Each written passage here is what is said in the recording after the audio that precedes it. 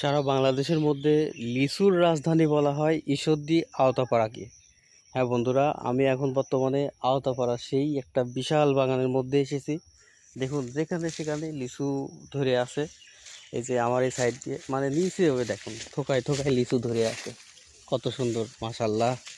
এই যে কতগুলা দেখছেন, মানে লিচু এখানে মনে হয় 200-300-র উপরে লিচু আছে।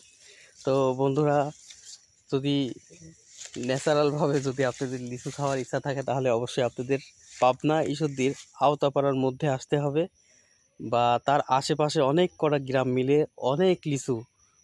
এই জন্যেই বলা হয় যে লিচুর রাজধানী আমাদের আওতাপাড়াকে বলা হয়। তো আমি ওখানে আসছি। এই যে দেখুন কত শত লিচু, এই যে নিচ দিয়ে ধরে যাচ্ছে দেখছেন। এই যে এইটা কত নিচে দেখেন, আমার পায়ে দেখেন, এই নিচ দিয়ে এইটা মাটি, এ দেখেন মাটির সাথে হয়ে যাচ্ছে দেখছেন।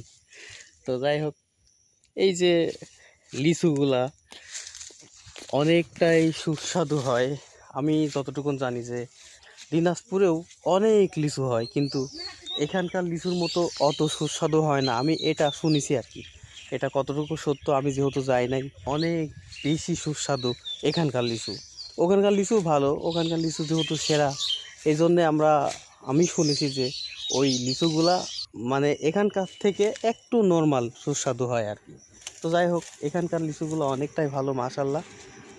আপনারা যদি নিজের চোখে দেখার ইচ্ছা থাকে লিচু বাগানকে, তাহলে অবশ্যই আপনাদের ঈশ্বরদী পাবনা ঈশ্বরদী আওতাপাড়ায় আসতে হবে।